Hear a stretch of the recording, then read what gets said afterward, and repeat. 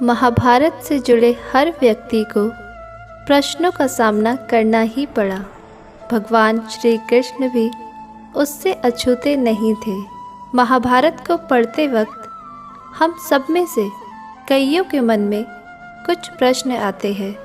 ऐसे ही कुछ प्रश्न उद्धव जी ने भी श्री कृष्ण से पूछे थे और उन प्रश्नों के भगवान श्री कृष्ण ने इतने सुंदर और सटीक उत्तर दिए कि उद्धव जी की सारी शंकाएं ही मिट गईं। उद्धव जी भगवान श्री कृष्ण के सारथी भी थे और सखा भी। एक दिन श्री कृष्ण ने उद्धव से कहा, हे उद्धव, तुमने आज तक मुझसे कुछ नहीं मांगा। आज तुम मांगो उद्धव, जो तुम चाहते हो वह मांगो। मुझे बहुत प्रसन्नता होगी, बहुत संतुष्टि मिलेगी। मुझे अपना ऋणी ना बनाओ उद्धव, मांगो, जो इच्छा हो वो मांगो। उद्धव ने उत्तर दिया, मुझे कुछ नहीं चाहिए माधव, मुझे केवल मेरे प्रश्नों के उत्तर चाहिए। मेरी शंकाओं का समाधान कर दो सखा। मैं आज तक आपकी लीलाओं को समझ नहीं पाया। आपके उपदेश कुछ और थे और व्यक्तिगत जीवन कुछ और। हे लीलाधर, मेरे प्रश्नों का उत्तर देकर मुझे संतुष्ट करें। श्री कृष्ण ने कहा, पूछो उद्धव। उद्धव का पहला प्रश्न था, हे माधव, सच्चा मित्र कौन होता है? श्री कृष्ण ने उत्तर दिया, सच्चा मित्र वह होता है जो आवश्यकता पड़ने पर बिना मांगे ही अपने मित्र की सहायता करे। इस पर उद्धव ने कहा, हे माधव, आप तो पांडवों के आत्मीय और प्रिय मित्र थे, परंतु क्या आपको नहीं लगता कि आपने जो सच्चे मित्र की परिभाषा दी है, आपने उस परिभाषा के अनुसार कार्य नहीं किया? यदि किया होता तो उस दिन युधिष्ठिर को द्वैत क्रीड़ा से अवश्य रोका होता। यदि आपने उन्हें नहीं रोका तो आप उन्हें जिता तो सकते ही थे।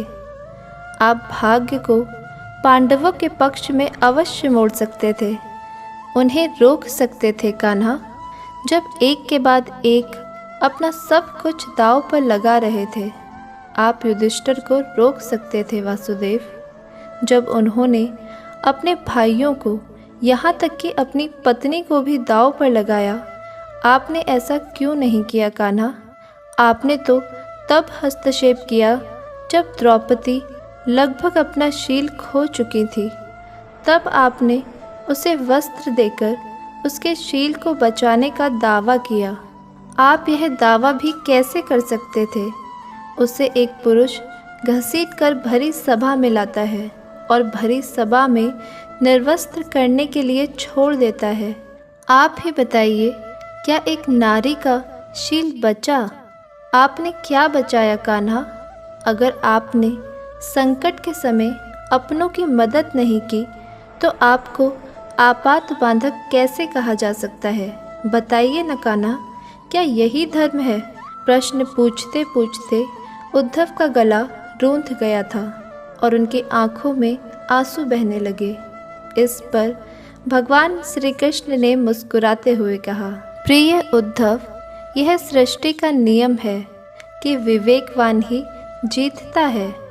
उस समय दुर्योधन के पास विवेक था, धर्मराज के पास नहीं। यही कारण है कि धर्मराज पराजित हुए।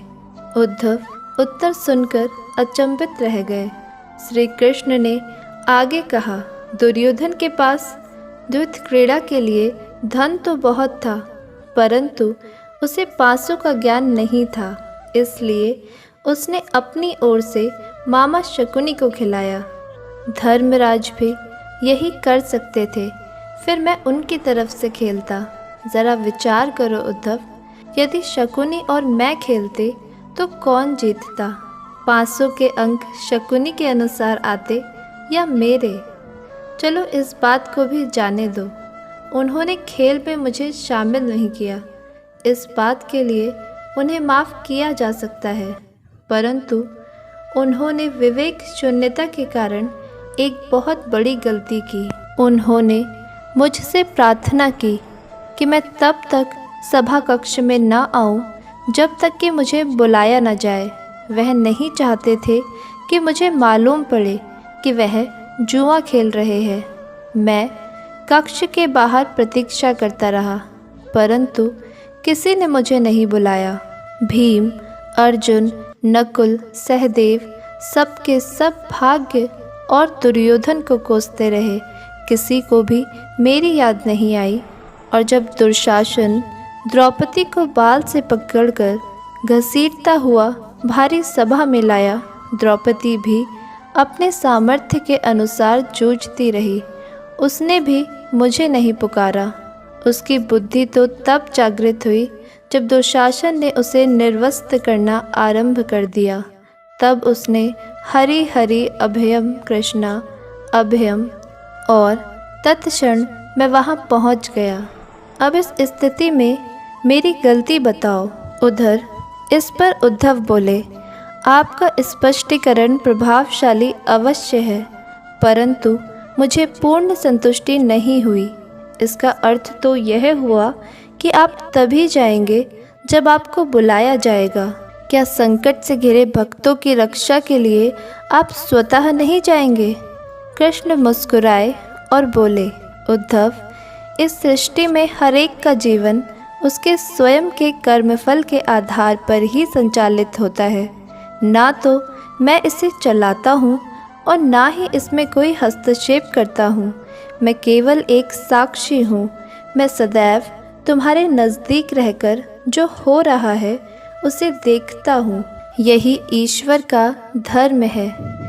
वाह कान्हा वाह, बहुत अच्छा।